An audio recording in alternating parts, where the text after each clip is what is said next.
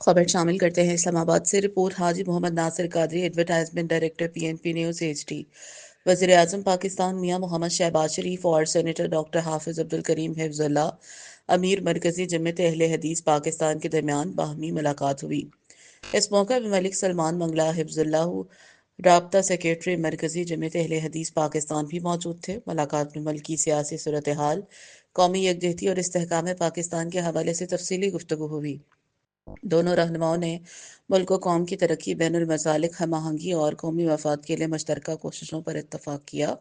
اس موقع پر وزیر اعظم میاں محمد شہباز شریف نے کہا کہ مرکزی جمعیت اہل حدیث پاکستان حکومت کی اتحادی جماعت ہے اور اسے وہ قدر کی نگاہ سے دیکھتے ہیں۔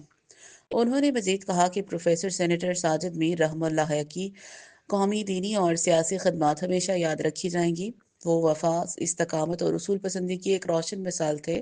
مزید برآں ملاقات میں پاک سعودی دفاعی معاہدے پر بھی تفصیلی تبادلہ خیال کیا گیا۔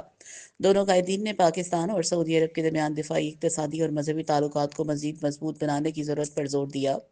انہوں نے اس عزم کا اظہار کیا کہ اسلامی دنیا کے باہمی اتحاد، خطے کے امن و استحکام اور مشترکہ دفاعی تعاون کے فروغ کے لیے دونوں ممالک کے تعلقات کو نئی بلندیوں تک لے جایا جائے گا۔